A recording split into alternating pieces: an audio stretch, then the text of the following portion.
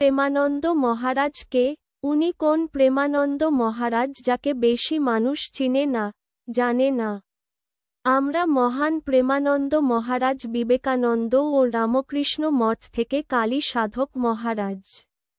প্রেমানন্দ মহারাজ, যার প্রকৃত নাম হল অতুলানন্দ দত্ত, হলেন রামকৃষ্ণ মঠ ও রামকৃষ্ণ মিশনের একজন বিশিষ্ট সন্ন্যাসী।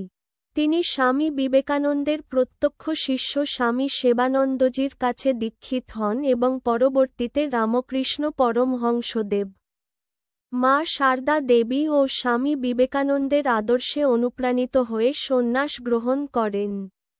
তিনি দীর্ঘকাল বেলুড় মঠে অবস্থান করেছেন এবং বহু বছর ধরে সেবামূলক কাজ, আধ্যাত্মিক চর্চা এবং মানব কল্যাণে নিজেকে নিযুক্ত রেখেছেন।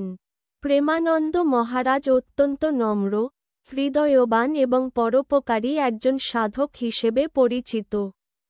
তার জীবনযাত্রা ছিল অত্যন্ত সহজ, কিন্তু ভাবগম্ভীর এবং ভক্তিমূলক।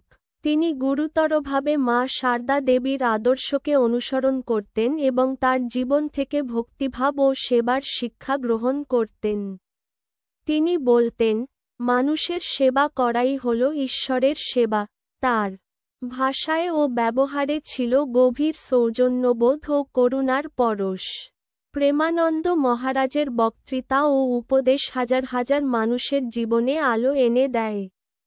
তার ধ্যান ও জপের অনুশীলন অত্যন্ত গভীর ছিল, যা তাকে একজন প্রকৃত আধ্যাত্মিক পুরুষ হিসেবে প্রতিষ্ঠিত করে।